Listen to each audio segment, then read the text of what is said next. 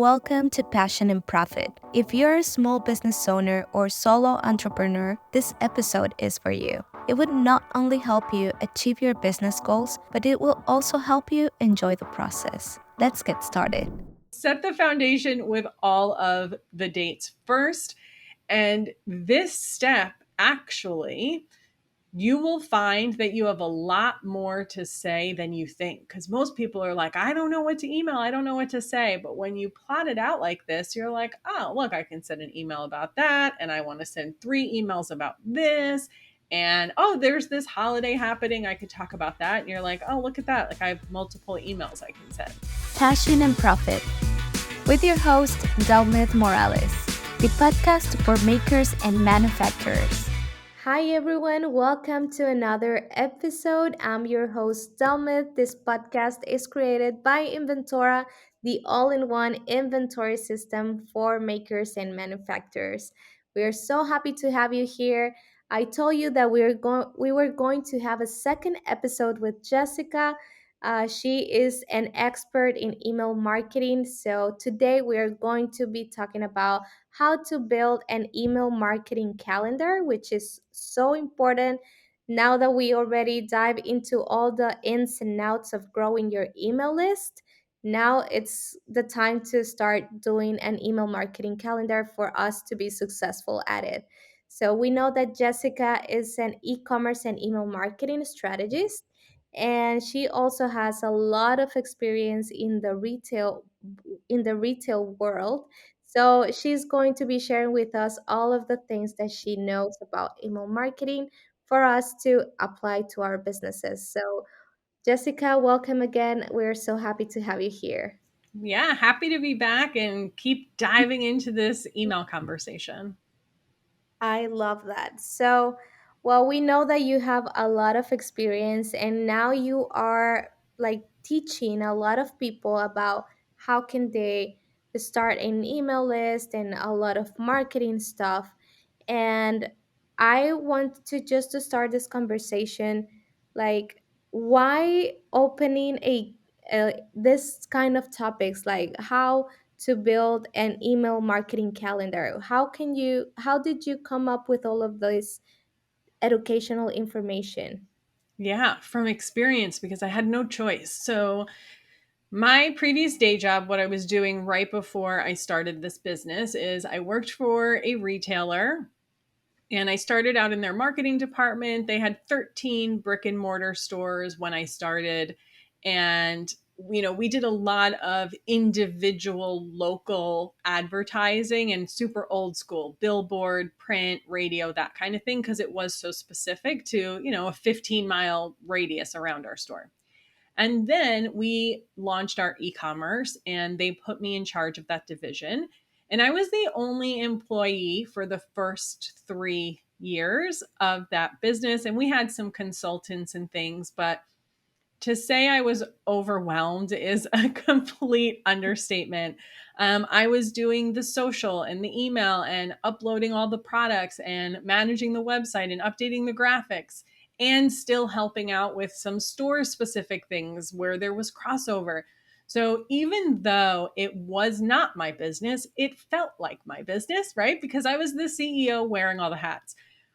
I cried so much at that job, but I wouldn't take any of it back because it was the best education I ever could have gotten. Like when I had my brick and mortar store, social media was barely a thing. I don't even know if Instagram existed yet.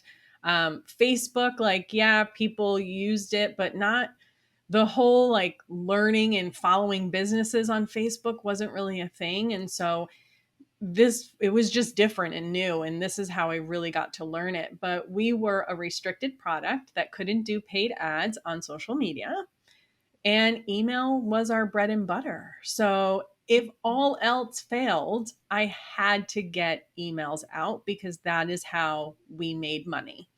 And my report card at work was, how much revenue are we making? How much are we growing? And the easiest way for me to do that was email. So with all of the other hats I was wearing, I had to figure out how could I get minimum 4 emails out every single week that would actually convert my customers.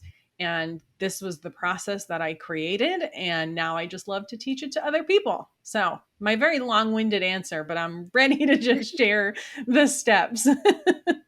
No, I love that. I think a lot of things that we learn in life are because of a necessity, Hmm. right? So, and I know that you learn from scratch, right? You had Yeah. no idea. So, that's why you became an expert on it because you really needed to. Yeah, I didn't have a choice, and I knew a little bit and self taught here and there, but, going to school for marketing, like they don't teach you how to do Mm. email and create emails that convert. Like you don't learn that stuff. So the only way to really learn is to just by doing. And what I find is it's can be really overwhelming to just get started, or we get bored with it, or we feel burnt out on it. And so this process that I created just makes it really easy. And as we talked about on our previous episode together, like consistency is the most important thing. And so my goal is to make it really easy for you to stay on track, to keep up with it, to come up with content ideas, and realize that you don't always have to reinvent the wheel, which we'll get into. Mhm. I love that. I'm all ears. Honestly, I think that is such a great guide for us to start implementing, even if we already have an email list and we are good with our newsletters and all of that. Having a calendar and a guide for us to do that process successfully, I think that's like the cherry on top. That's Yeah. all that we are missing. Absolutely. So let me just walk you through the process, Sure. and I call it the STAR method. It wasn't the STAR method when I was using it, right? But I kind of discovered, and it's funny when you just learn by doing and you create these little systems for yourself, you don't even really realize that it's a system. You're like, I don't know, it's just like what I do. And then when I really started to think about how am I going to communicate this to other business owners, I need it to be easy to understand and grasp. And then I was super proud of myself when I came up with the acronym STAR because I'm a dork. So I want you all to picture a 30-day calendar. Right. I create mine in Google Sheets because it's really easy to copy and paste.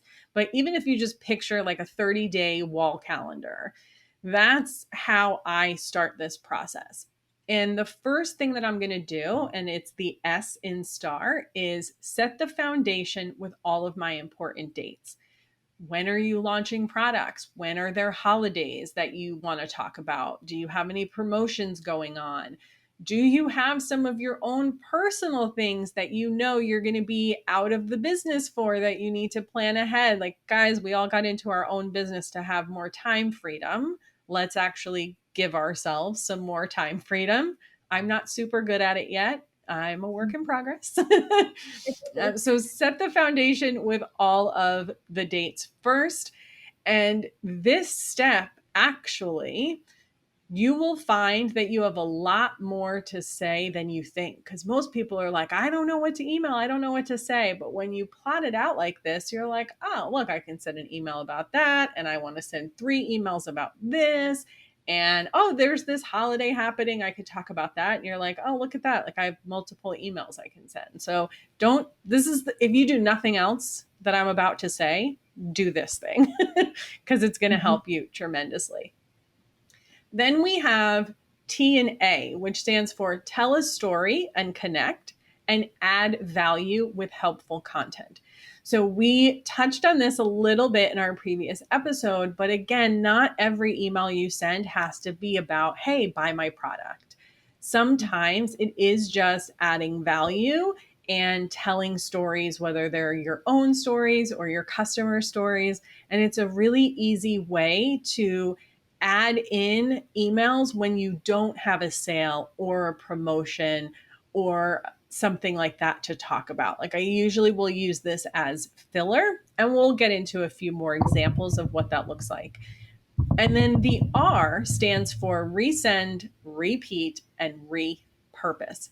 This is probably the most powerful part, because if your goal is to send an email every single week, you don't have that many things to say about your product and what you sell, right? Repetition is your friend for a few reasons. One, it makes your life easier. That's good enough reason, right? But also, it helps your customer. So, back in the day, I think the statistic was that someone needs 7 touches before they will take an action, right? They need to see something 7 times before they'll do the thing you're asking them to do. I think, don't quote me on this, I think later studies have said it's like 15 now, because we are all inundated with messaging everywhere all day long. So we have to compete against all of these other things going on. And every time, every touch point is a little bit less valuable than it used to be. So I don't want you to think that you need to reinvent the wheel. You just need to repeat your message over and over. And that can be in, let's say you have a promo going on that's running for 3 days. Part of that is resending to people who didn't take the action you want them to take, or didn't click the email, didn't buy the product that you're promoting. We need to resend the same message to them, because maybe they just didn't see it. Maybe they got distracted. We don't know. This is especially true during a season like Black Friday. People's inboxes are like Twitter feeds on Black Friday weekend, right? So we have to keep resending to these people so that we can pop back up at the top. Mhm. And then the repurpose, how much time, energy, and effort do you spend creating content on social media? And then it just like sits there and collects dust because the feed pushes it down, and people are, very rarely is someone actually scrolling through, right, your historical content on Instagram. So reuse that. You probably want to rejig it for email a little bit, because you do want to match the platform that you're posting that content on. But whatever, if you had some big, long, educational, amazing caption with this beautiful photo, put it in an email and send it to your people, because it's a pretty good chance they've never seen that before. It could also be as simple as just sending them to Instagram to go look at the post. That could also look like reposting an old post on Instagram too. I've done that. Mhm. It performs better the second time, because now you have more followers, more people to see it, right? Nobody's like, oh, you posted that like 6 months ago. Yeah. Nobody knows. Yeah. And it's the same thing with your email too. One of my favorite things to do, if you feel like you have nothing to say, go back and find an email that performed really well in the past and just resend it to your new people. You can resend it to people who already read the email. If it's a consumable product, you can resend it to people who already bought that item because maybe they need it again. Like, you get to repeat yourself always. And the story that I tell a lot, and I think I mentioned this on our other episode, is that I used to sleep in my new shoes as a little girl, right? And I have told that story on my Instagram before. And one day, I guess maybe I was doing like a re-intro or something, and I told that story again. And somebody commented and she said, "Oh my God, I used to do the same thing. I thought I was the only one." But this person had been following me for 2 years. I've probably posted that story 3 or 4 times, but it's the first time she saw it, or the first time it clicked, or the first time she bothered to take a minute, right, to take the action, because she had a moment to do that. So that's, anytime I feel like, oh, I've already said this, I just remind myself of that experience. Like, somebody hasn't heard me. And the people who have heard it, they're not going to be like, oh, you talked about this already. And if they do, they're probably not customers you want anyway. They are just going to tune it out and move on to the next thing. So, I Mhm. mean, if they reply and complain, you don't need them as a customer. right? Like you just don't. Yeah. So, real quick, let's go back to our calendar. So you have all of your important dates. You let's say you have a product launch coming up, you're launching a new collection or you're launching a promo. Now you really have to lay out what do those emails look like. And at a minimum, for every promo product, anything that you're focused on in your business, I want you to send a minimum of 3 emails: a launch, a resend, and a last chance. That alone will fill up a lot of your calendar. The longer your promo is, the more emails you need to send. And if you're going to use the product launch process that we discussed, then you really need to reverse engineer what that looks like, right? How much time do you need to build that pre launch list? When are you launching it to them if it's 24 to 48 hours before it goes live to the public? And you want to make sure that you're keeping those people engaged from when they sign up to when it actually launches so they don't forget about you. So you Mhm. could end up sending 5, 7, 10 emails about one thing. And I know it feels like overkill to you, but no one is going to see every email that you send. So don't let that scare you. And if you just repeat that process, I will usually plan like 90 days at a time, but start with 30. And then as you get comfortable with it, then you can start, maybe then you do 60 days at a time, 30 days at a time. Yeah. I honestly think that is such a good strategy, just to think, plan 30 days and do 10 emails, for example. But sometimes in my mind, I say, well, maybe that would look spammy. Yeah. But like you said, not everyone is going to open all your emails. And now that we are subscribed to a lot of email lists. I'm sure that everyone has tons of emails, Yeah. like from a lot of stores in our emails, right? So you're right. I think that is not, they don't, probably they're just gonna click on it and delete it. Mm-hmm. But if they see it unconscious in their, they're not just gonna do, um, if they just see it once, but if they see it twice, Right.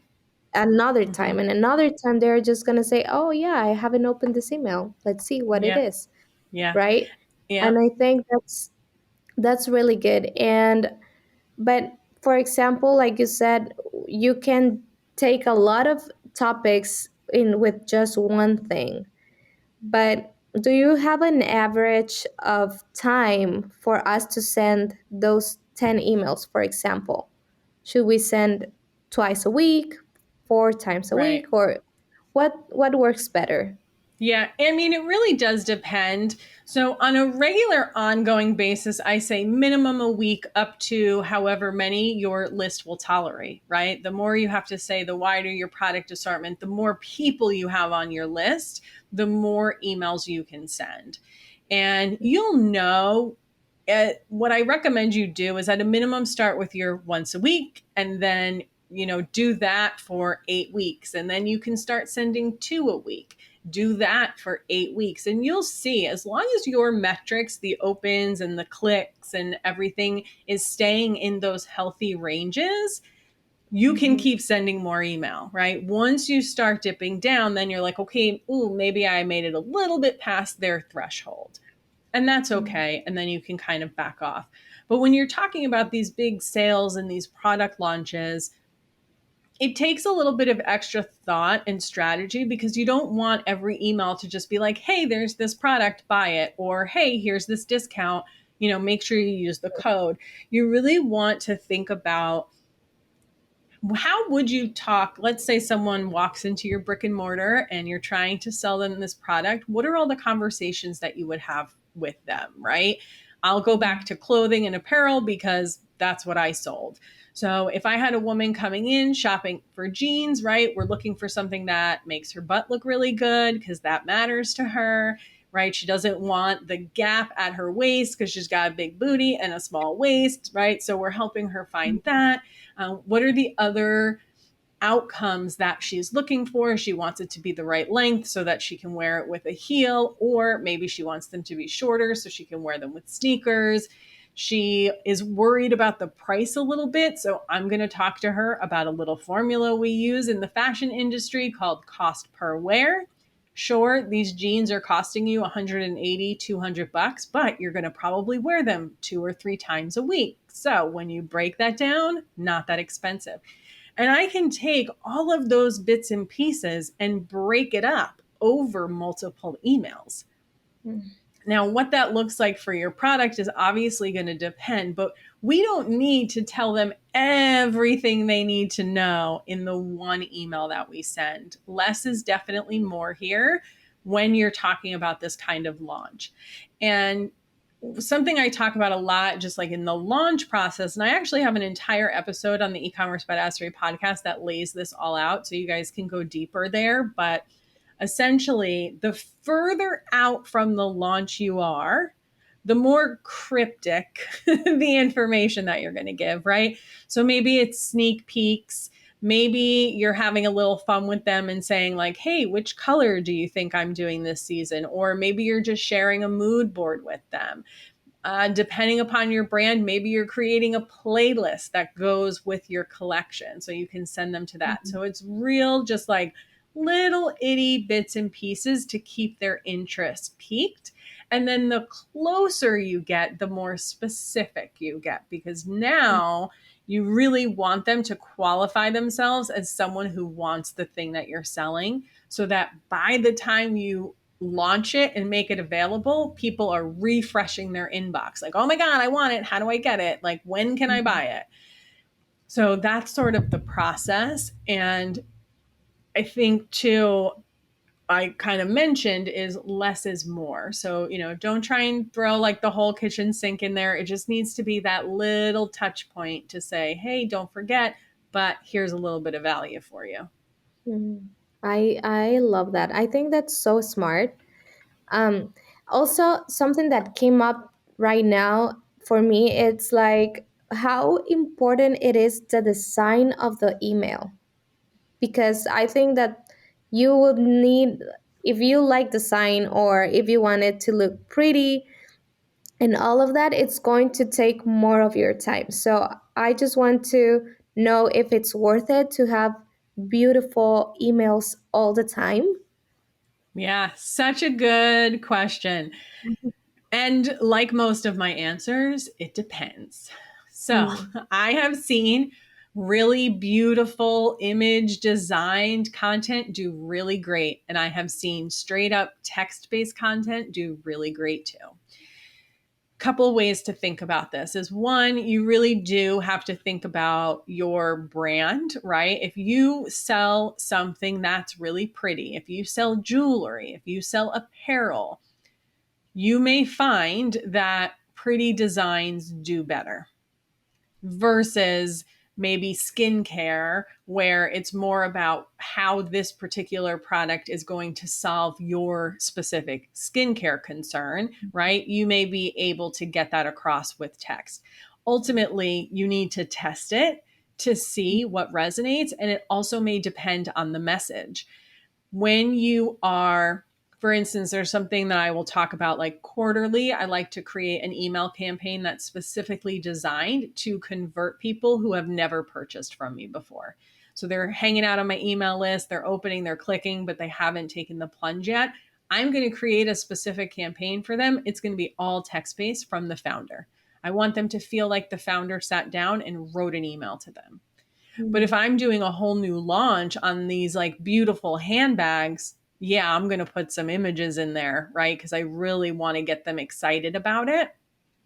mm, At the same time, maybe they need mystery. Maybe you don't want to show them the image. Maybe they have to click your email to get the image. But ultimately, it depends, and you've got to test it all out. But here's what I would say: if design is the thing that's holding you back and making it hard for you to send emails, then keep them simple. that is not a good enough reason not to send an email. And if it's not something that comes naturally to you, you're going to waste so much of your time, energy, and effort on that. Don't bother.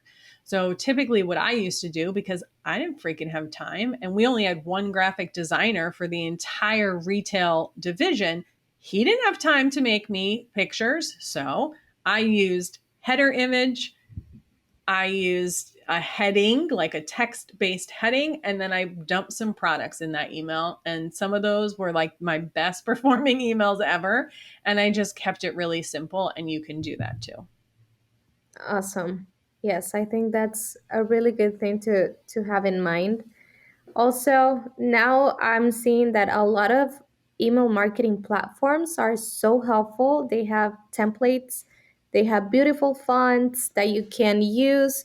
And so you don't write a bore email, you can make it pretty, just Yep. adding text with color or text with different sizes and fonts, and that's going to be enough, I think. I know that we can test and we can do one with more pictures and more design, Mm-hmm.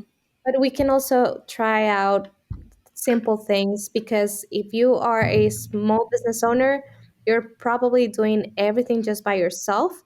So if that's something that is holding you Yeah. on to not do that, I think you should start trying and don't overwhelm with those little details, right? Yeah. I mean, here's the thing, and I tell people this about their websites too: pretty doesn't equal profit.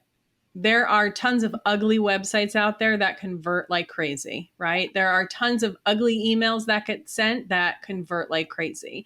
And so don't let that be the thing that holds you up.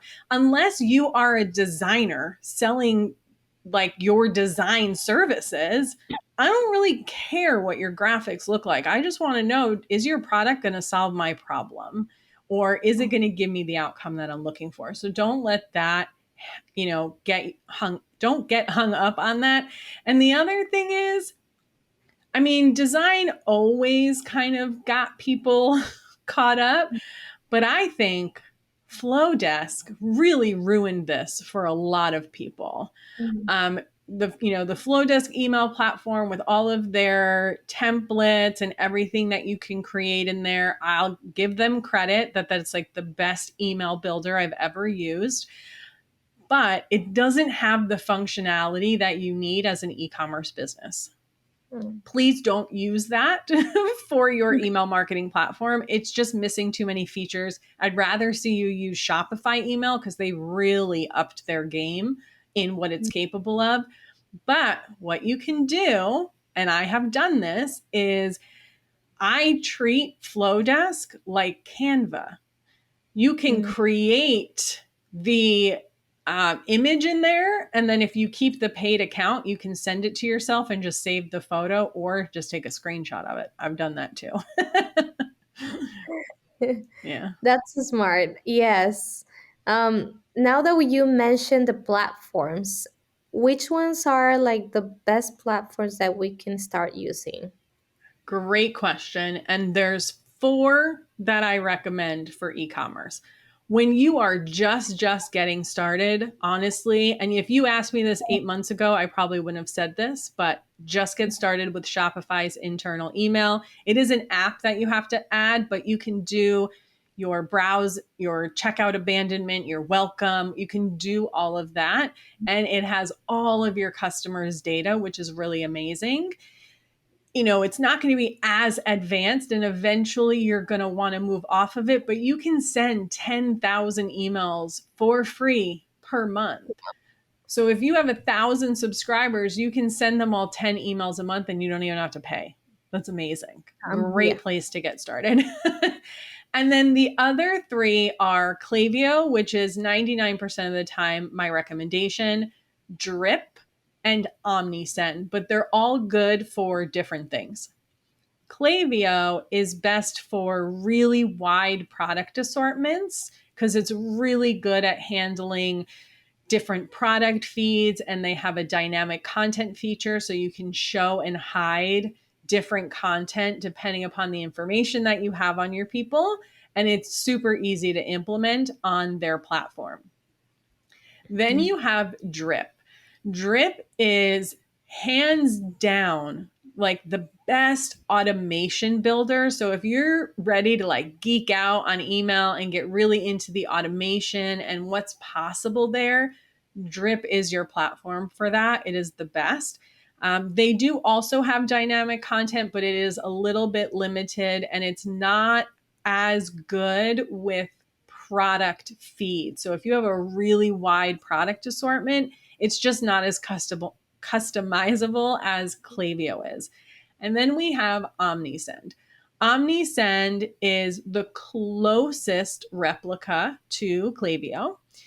They do not have dynamic content in campaigns. For a lot of people, that's not going to matter. For, if you're going to work with someone like me, or you're a little bit more advanced, or you do have like a lot of, I'll give you an example of when I use this. So if I have a rewards program, right? If someone's in the rewards program, I'm going to say, you have X number of points. If they're not, then I'm going to say, hey, sign up for our program.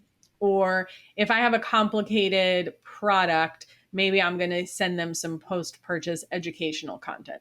So OmniSend only has conditional content in flows, but not in their one-off like weekly campaign. So those are my three favorites. It really kind of depends, but when in doubt, start with Shopify. Awesome. I honestly never thought about Shopify like to start with, and Yeah. I think they have good features. I think if you said that you can send 10,000 emails for Mm-hmm. free per month, I think that's amazing. If you're just Yeah. starting, I think that's all you need. Yeah. Well, I don't know if you have any last advice for us, the small business owners, entrepreneurs that we are just starting with the email marketing. Yeah. Send more emails than you're comfortable with. Don't overthink it. And as, a one-person show wearing all the hats, if it comes down to posting on social media or sending an email, please send an email. 99% of the time, it's going to make you more money than one random post on social media ever will. I love that. And that really open my eyes just to say don't think about your social media. There's a lot of competition there. Just send an email and everything is going to be okay. Yes, 100%. Well, thank you, Jessica, for your time. I really enjoyed talking to you. There you have, everyone, my conversation with Jessica. And I almost forgot, please share your social media handles. How can people find you and how can they contact you? Amazing. Yes. So I am e-commerce badassery in all of the places. It's my website, my podcast, my Instagram handle. And if you go to ecommercebadassery.com/Inventora, I have a special gift there for you. Yay! So excited about that. So please, everyone, go check out Jessica and her business in the link of the show notes. I hope you find this episode helpful. Don't forget to subscribe, give us a follow, and if you like the episode, please share it with your family and your friends. Thank you for being here, and until next time. And if you're interested to learn more about Inventora to help you have centralized your sales information, visit inventora.com.